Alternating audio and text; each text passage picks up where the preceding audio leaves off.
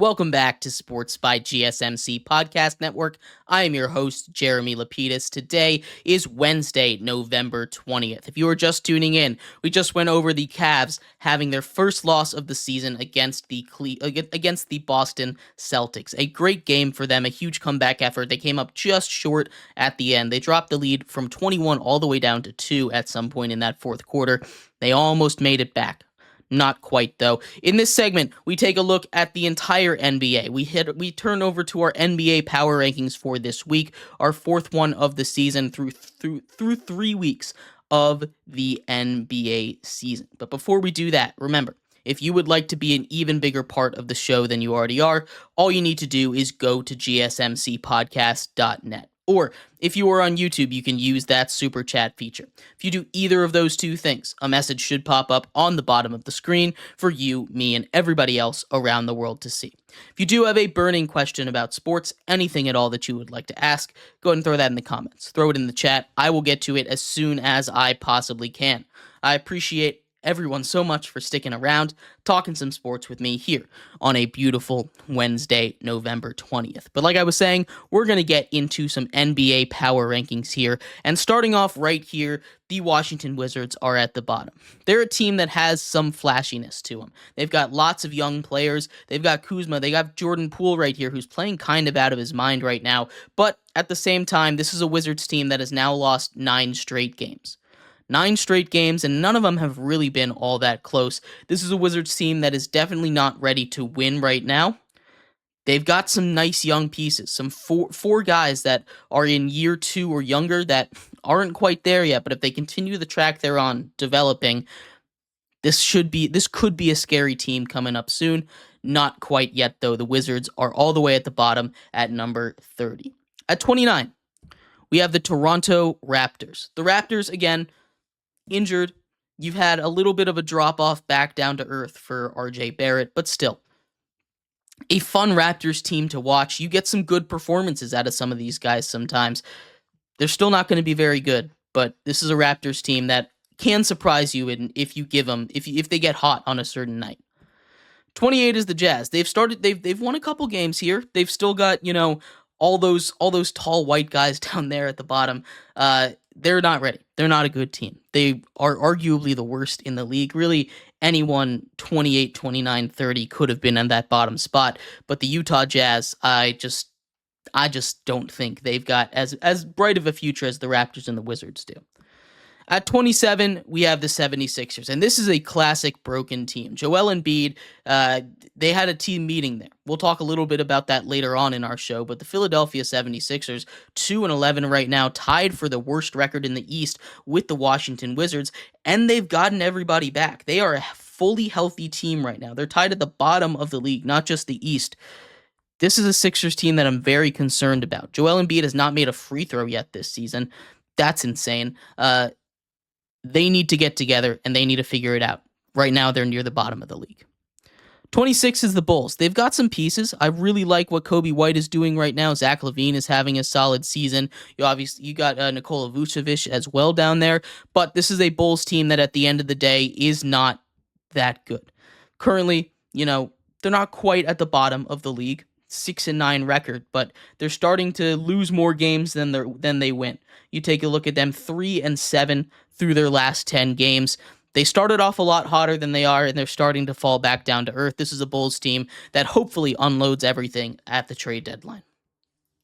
25 is the Pelicans, and this is a team that I really want to believe in. You got Brandon Ingram playing some solid ball, but injuries continue to ruin this team. Zion out for a while. DeJounte Murray out for a while. They had a strong start. Now they're, again, all the way back down at the basement because of injuries, and it sucks. This is a team that, when fully healthy, you kind of started to see it in the first couple games of the season. Instead, they're back at the bottom. They're at number 25. 24 is the Nets. This is just a fun team. A team with no expectation. Cam Thomas just randomly drops a 40-point night every once in a while there. It's a fun team to watch. Not a very good team, not too many expectations. They're going to be hanging around the bottom of the league. This is around where they've been for the past couple of weeks. At 23, we have the Bucks. Giannis is so good at basketball.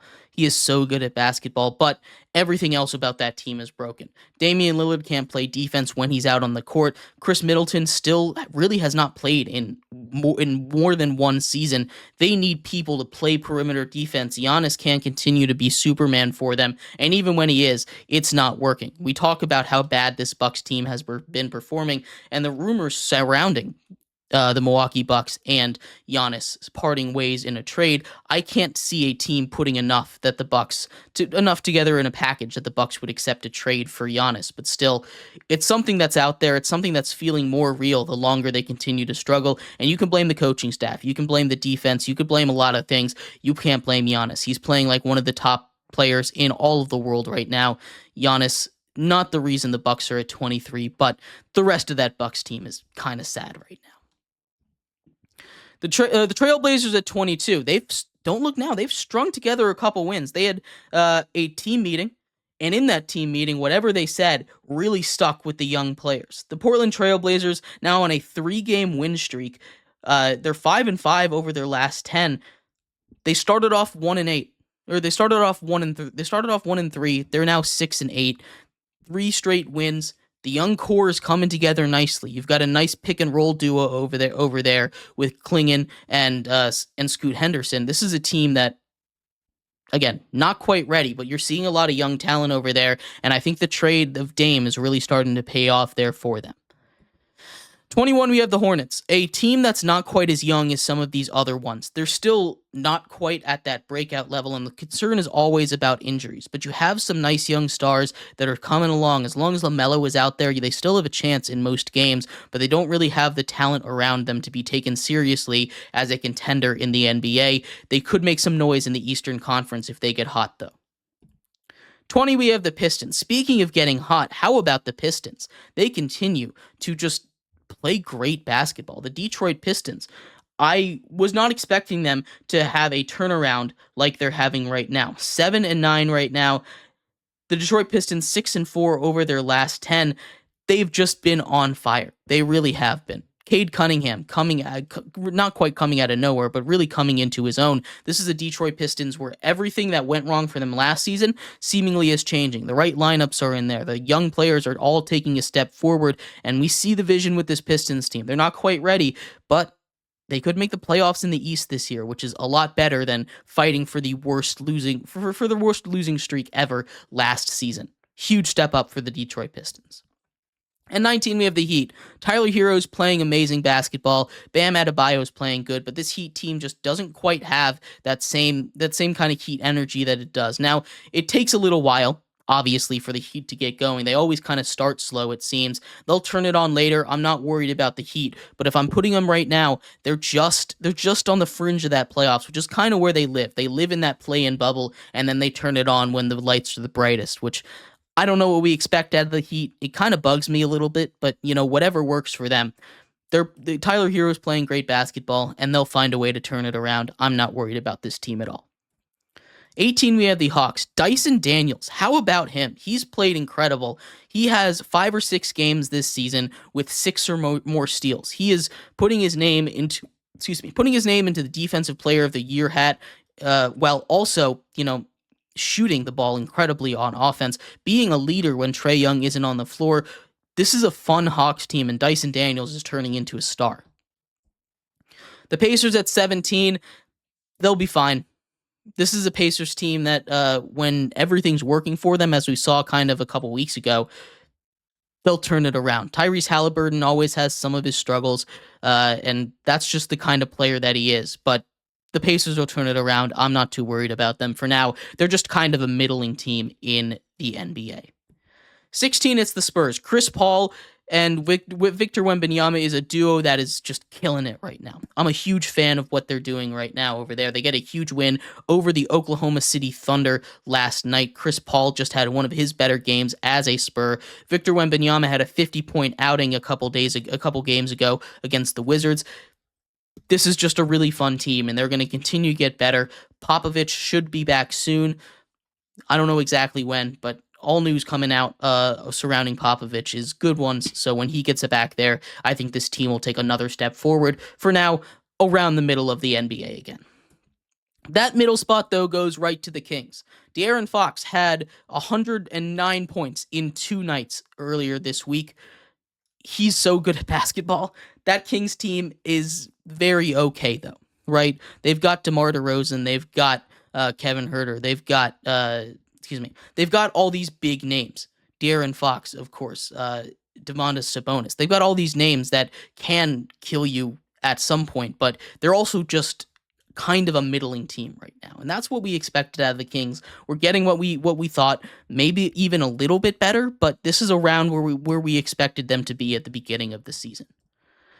14 goes to the Clippers. Speaking of teams that are way exceeding expectations, it goes to the Clippers here. I thought they would be near the basement of the league at the beginning of the season. I was very not high on the Clippers when this all started. Instead, James Harden has turned into old James Harden. You've got Powell over there who's somehow just learned to play great basketball. He doesn't seem to miss anymore. Zubac down low has been a great partner in crime for James Harden. And James Harden himself passes Ray Allen as the guy has now made the second most three-pointers ever.